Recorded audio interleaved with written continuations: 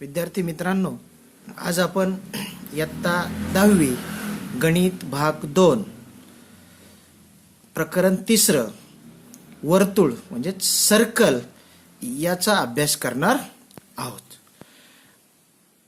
ह्या प्रकरणामध्ये प्रकरण अतिशय मोठं असल्यामुळं भरपूर काय आहे, त्यामुळं पहिल्यापासून जर तुम्ही व्यवस्थित व्हिडिओज पाहिले तर निश्चितपणे हे तुम्हाला हे प्रकरण काय होईल समजेल. या व्हिडिओमध्ये मी इयत्ता 8वी 9वी मध्ये सर्कल विषयी जे आपण गोष्टी पाहिलेल्या आहेत त्याची थोडीशी रिव्हिजन पाहणार आहोत आणि त्यानंतर एक महत्त्वाचं प्रमेय थेरम या ठिकाणी आपण पाहणार आहोत. म्हणजे ते म्हणजे टँजंट सेगमेंट थेरम किंवा स्पर्शिका खंडाचे प्रमेय, ते सुद्धा या व्हिडिओमध्ये आपण पाहणार आहोत. तर सुरुवातीला आपण सर्कल विषयी थोडीशी जनरल माहिती जी आहे ही जनरल माहिती आपण या ठिकाणी पाहूयात. तर त्यासाठी सुरुवातीला first I have to draw a circle. Let us draw a circle. This figure in front of you is called as a circle. This point is called as a center of circle. Means O is a center of circle, त्याला आपण केंद्रबिंदू म्हणतो. ओ हा काय आहे, या वर्तुळाचा काय आहे, केंद्रबिंदू. Suppose if I join any 2 points on the circle, if I join any 2 points on the circle, latest point A and latest point P, then AB is called chord of a circle. त्याला आपण जीवा म्हणतो. या वर्तुळाची काय जीवा आहे. त्याचप्रमाणे आणखी I have drawn a single line here which is a CD. CD is also chord, but this chord is different than AB because it passes through the center of circle. So CD is called a diameter of a circle. Diameter of a circle. त्यालाच आपण मराठीमध्ये काय म्हणतो, वर्तुळाचा व्यास असं म्हणतो. Now if I join point O and A, that is center of a circle, and point on the circle, that is segment OA, is called the radius. Radius of a circle, त्याला आपण काय म्हणतो, त्रिज्या असं म्हणतो. पहा हे शिकलेलो आहे आपण, पण एकदा थोडीशी रिव्हिजन म्हणून आपण पाहतोय की OA is a radius of the circle. Then we know that what is the relation between diameter and circle, that is D is equal to 2R. Means diameter is double the radius और radius is half of the diameter. Also we know that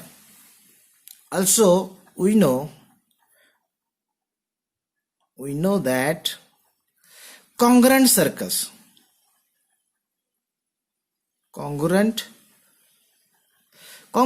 what is meant by congruent circle? The circles which having radius equal, means this circle and this circle, these two circles are congruent because their radius, suppose radius of this circle is R1, the radius of circle is R2. If R1 is equal to R2, then these two circles are called as a congruent circle. Then second term is concentric circles. म्हणजे त्याला आपण म्हणतो एक केंद्रीय वर्तुळ. Congruent म्हणजे काय, एकरूप वर्तुळ आहे. कॉन्सेंट्रिक म्हणजे काय, एक केंद्रीय वर्तुळ आहे. Suppose this is a centre, this is one और circle, this is another circle, this is another circle.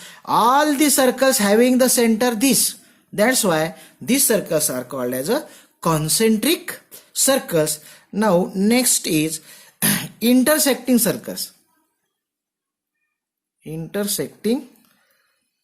circles. याचा आपल्याला या प्रकरणामध्ये व्यवस्थित अभ्यास करायचा आहे.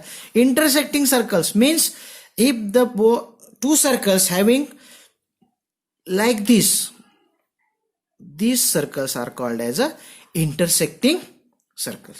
Also intersection point A and point B, because there is a common point A and B between these two circles. These circles are called as a intersecting circles. म्हणजे छेदणारी वर्तुळे. मराठीमधून आपण त्याला काय म्हणणार आहे, छेदणारी वर्तुळे. तर अशा प्रकारे हा जो भाग आपण इयत्ता 8वी 9वी मध्ये पाहिलेला आहे. तर या वर्गामध्ये लेटस लर्न आपल्याला या वर्गामध्ये आता 10वी मध्ये काय शिकायचंय तर हे ठिकायचं जो मुद्दा आहे आपला circle passing through circles passing through 1, 2 or 3 points means एका बिंदूतून जाणारे वर्तुळे, 2 बिंदूतून जाणारे वर्तुळे आणि 3 बिंदूतून जाणारे वर्तुळे. Suppose there is a point A. Suppose there is point A. How many circles you draw from point A? Let us draw one circle here. I can draw another circle like this. I can draw another circle like this. I can draw another circle like this. Okay, means there are many circles passing through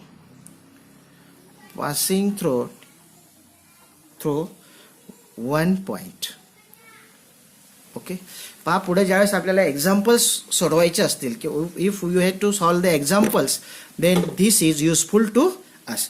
now if there are 2 points, points A and point B, A point B, how many circles we have draw from these 2 points?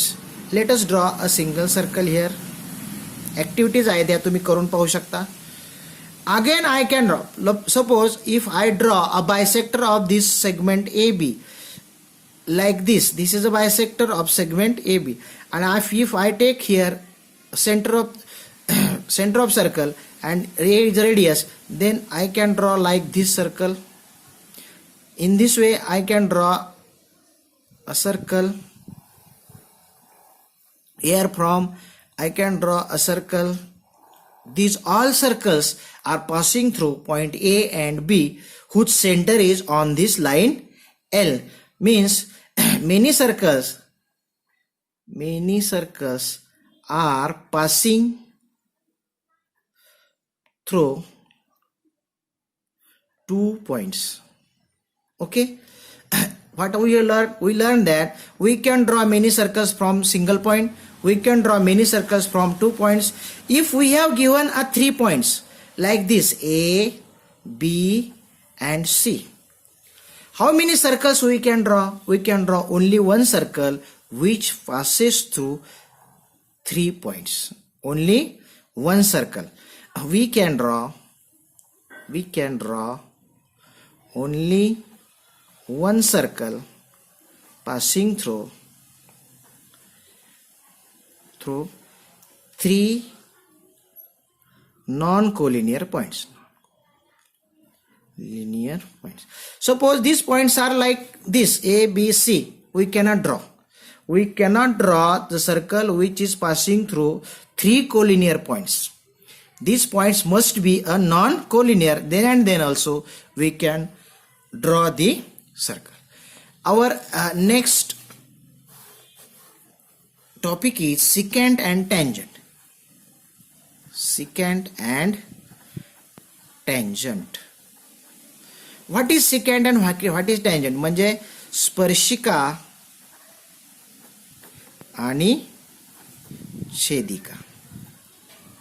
स्पर्शिका आणि छेदिका. If I draw here a circle and line L, this is line L. If I draw another figure here, circle and line M, center of circle is A, here center of circle is B, and if I draw another circle here and line N, the center of circle is C, here is point P, here is QR. Let us see these 3 figures, first figure, second figure and third figure. In the first figure there is no common point between line and circle. This is not studied in this class. Let us see, in this figure there is point P which lies on circle also and which lies on line also. This line M is called as a tangent. म्हणजे तिला आपण काय म्हणतो? स्पर्शिका म्हणतो. आपण काय म्हणतो तिला? स्पर्शिका. And let us see this line N which intersect circle in 2 points Q and R. This is called as a secant किंवा ट्रान्सव्हर्सल असं सुद्धा म्हणतो, त्यालाच आपण म्हणतो छेदिका. लक्षात आलं. वन पॉइंट असेल कॉमन सर्कल अँड लाईनचा तर त्याला आपण काय म्हणतो, टँजंट, आणि याला काय म्हणतो आपण, छेदिका किंवा सिकँड म्हणतो, छेदिका किंवा सिकँड. Understand this. आता त्यानंतर आपण इयत्ता 8वीमध्ये प्रॉपर्टीज पाहिल्यात, properties of tangent.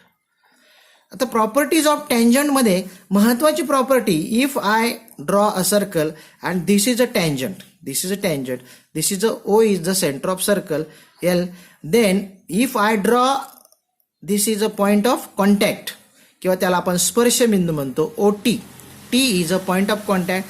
If I draw a radius O T, that is O T is perpendicular to line L. OT is perpendicular to line L. Means a tangent at any point on the circle is perpendicular to the radius at the point of contact. म्हणजे ह्या contact मधून जर ही tangent radius काढली तर there is a right angle triangle between this radius and a tangent. हा अतिशय महत्वाचा गुणधर्म आपल्याला या प्रकरणात काय करायचा आहे, वापरायचा आहे. इथपर्यंतचा जो भाग होता तो मी कधीतरी काय झालेला असणार आहेत, शिकणार आहेत.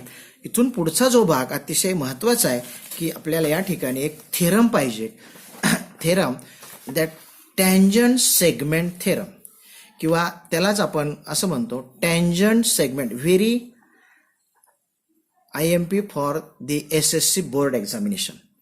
SSC ला अतिशय महत्वाचं थेरम या ठिकाणी तुमच्या स्क्रीनवर दिसते पहा, टँजंट सेगमेंट थेरम, स्पर्शिका खंडाचे प्रमेय. मराठीवाल्यांसाठी काय आहे, बरेच लोक माझ्या लक्षात आलंय की लोक थेरमकडे लक्ष देत नाहीत. 7 मार्काला तुम्हाला थेरम येतात, लक्षात घ्या. What is the statement here, tangent segment drawn from and external points to a circle are congruent. Are congruent एक नाही, एवढाच तुमचा टू प्रूफ आहे, बाकीचा सगळा गिव्हन.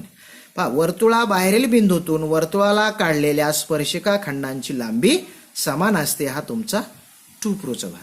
मग त्यासाठी एक फिगर मी या ठिकाणी काढलं. पहा, here is a figure, circle draw केलंय मी. या सर्कलमध्ये एक आउटसाईडला एक डी बिंदू घेतला आणि डी बिंदूमधून I have draw the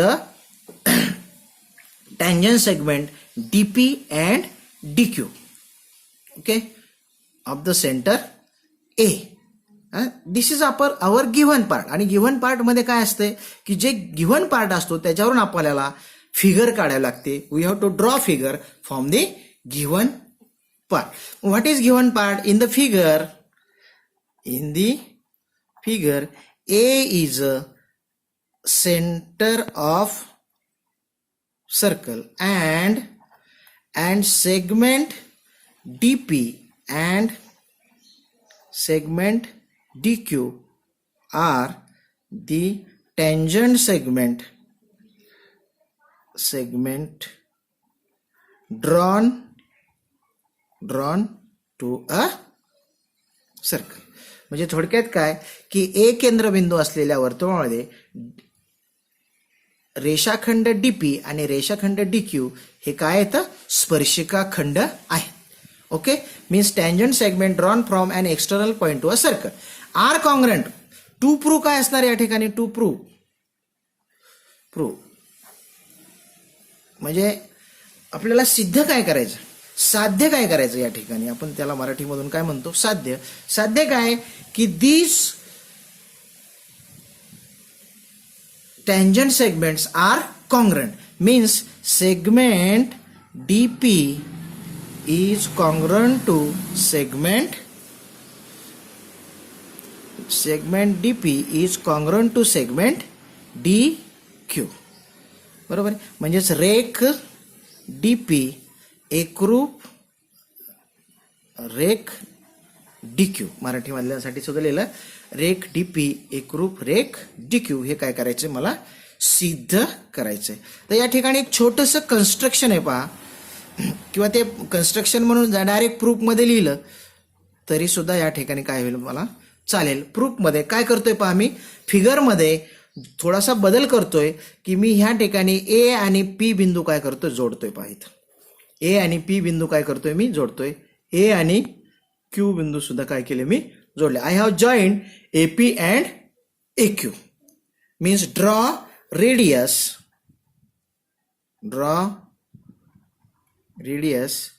AP and AQ. This is my construction. किंवा प्रूफमध्ये जरी ते आपण घेतलं तरी सुद्धा चालू शकतं. आय थिंक इथपर्यंत तुम्हाला हे थेरम काय झालं असेल, समजले असेल. What we have to prove here, we have to prove DP is congruent to DQ means line segments drawn from outside point to the circle are congruent, are same. Okay, now proof in figure. In triangle PAD and triangle QAD, पहा इथं पहा PAD दिसतोय का तुम्हाला या ठिकाणी, हा PAD दिसतोय का तुम्हाला. मी याला थोडंसं वेगळ्या रंगामध्ये रंगवतोय बघा इथं. पहा हा ट्रायंगल दिसलाय का तुम्हाला, हा PAD. तुम्ही परीक्षेमध्ये असं करायचं नाहीये, फक्त हे तुम्हाला समजण्यासाठी या ठिकाणी करतो. PAD आणि दुसरा ट्रायंगल मी या ठिकाणी घेतोय. पहा हा ट्रायंगल घेतो. इथं वेगवेगळे ट्रायंगल दिसले म्हणजे ते लक्षात येतं आपल्या पटकन ट्रायंगल कोणता आहे. ओके, हा एक ट्रायंगल, वेगवेगळे ट्रायंगल PAD अँड QAD म्हणजे हा एक ट्रायंगल आणि हा एक ट्रायंगल या ठिकाणी मी घेतलेला आहे. आता हे दोन triangles I have to show congruent, then I can say segment DP is congruent to DQ. In triangle PAD and QAD, segment PA is congruent to segment QA. पहा ह्या ट्रायंगल मधला PA ही बाजू, ओके, अँड ह्या triangle मधली ही बाजू QA, हे congruent आहेत. काय कॉन्ग्रंट आहेत? Because they are the radius of same circle, आणि सेम सर्कलच्या रेडियस कितीही काढल्या तरी त्या काय असतात, कॉन्ग्रंट असतात. मग याचं रिझन मी या ठिकाणी लिहिणार रेडियाय ऑफ सेम सर्कल. ओके, एक गोष्ट झाली माझी. त्यानंतर मी सेकंड स्टेप लिहायला बघा, segment AD is congruent to segment AD common. पहा AD बघा इथं, पहा सेगमेंट AD बघा इथं, ही AD PAD ची पण बाजू आहे अँड QAD ची पण बाजू आहे, कॉमन आहे. ही कॉमन आहे दोघांच्या मध्ये. पहा ही रेषा ही जी आहे कॉमन आहे, म्हणून ही काय असणार आहे, कॉन्ग्रंटच असणार आहे. ती कॉमन आहे म्हणून कॉन्ग्रंट. पहा दोन गोष्टी झाल्या. पहा या बाजूशी ही बाजू कॉन्ग्रंट झाली, या बाजूशी ही बाजू कॉन्ग्रंट झाली. आणि आपण आत्ताच टँजंटचा गुणधर्म पाहिला होता, ते radius drawn from the point of contact is right angle triangle to the tangent. Means या ठिकाणी तुमचं काय असेल, राईट अँगल. पहा ही रेडियस आहे, दिस टँजंट आहे. पहा ही रेडियस आहे, दिस टँजंट. इथं सुद्धा काय असेल, 90 डिग्री असेल. म्हणजे हे दोन्ही ट्रायंगल्स काय येतं, 90 डिग्रीचे. ते एक आपल्याला या ठिकाणी काय करावं लागेल, लिहावं लागेल. अँगल APD, पहा angle APD is congruent to angle कुठला, पहा APD is equal to AQD. Angle AQD is equal to किती आहे, 90 डिग्री. टँजंट थेरम, याचं रिझल्ट काय, टँजंट थेरम. पहा दोन्ही राईट अँगल ट्रायंगल आहेत, आणि राईट अँगल ट्रायंगल मध्ये हा हायपोटेनियस आहे आणि एक बाजू आहे. पहा इथं आता आकृतीमध्ये बघा, पहा या ठिकाणी पहा हे दोन्ही राईट अँगल ट्रायंगल आहेत. ह्या राईट अँगल ट्रायंगल मध्ये हा hypotenuse AD is congruent to AD, आणि ही radius AP is congruent to AQ. म्हणजे हायपोटेनियस अँड साइड कॉन्ग्रंट आहेत, आणि हा राईट अँगल ट्रायंगल आहे. म्हणजेच हे दोन्ही ट्रायंगल्स हायपोटेनियस साइड थेरमनुसार काय होतील, कॉन्ग्रंट होतील. म्हणजे कर्णभुजाप्रमाणे. म्हणून काय म्हणणार तर triangle PAD is congruent to triangle QAD. पहा इथं कॉन्ग्रंट, इथं अँड लिहितोय मी, इथं आता कॉन्ग्रंट लिहितो. याच्यात रिझन काय माझं, हायपोटेनस साइड थेरम, किंवा मराठीमधून त्याला आपण म्हणतो कर्णभुजा प्रमेयानुसार हे दोन्ही ट्रायंगल्स काय आहेत, कॉन्ग्रंट आहे. And if the two triangles are congruent, then all its corresponding sides or corresponding angles are also congruent. मग त्या नियमानुसार मी असं म्हणतो आता सेगमेंट डीपी पहा, डीपी ची करस्पॉन्डिंग काय डीक्यू, म्हणजे DP is congruent to DQ means segment DP is congruent to segment DQ corresponding side of congruent triangle. पहा इथं याच्या CSCTचा अर्थ लक्षात घ्या, corresponding sides of congruent triangle, hence proof. हे प्रमेय परीक्षेला अगदी हमखास 101% ही येतच किंवा येणार आहे. म्हणून हे प्रमेय जरा तुम्ही व्यवस्थित पहा. मराठीवाल्यांनी पण पुस्तकातून पहा, सेमीवाल्यांना पण पुस्तकातून पहा. पण अशा प्रकारे आणि सगळ्यात सोपं प्रमेय, त्यामुळे तुम्हाला यायला काहीही प्रॉब्लेम नाही. एकदा व्हिडिओ बघा आणि नंतर स्वतःच्या मनाने जर हे प्रमेय तुम्हाला लिहिता आलं तर ते सुद्धा प्रयत्न करा. एकदा दोनदा तीनदा जर प्रयत्न केला तर निश्चित you can write this theorem. This is very very useful for your annual examination which is taken by a board, SSC board Pune. तर या ठिकाणी हा व्हिडिओ आपण संपवतोय. या 3.1 प्रॅक्टिस सेट हा पुढच्या व्हिडिओमध्ये मी तुम्हाला पाठवून देईन. तोपर्यंत धन्यवाद.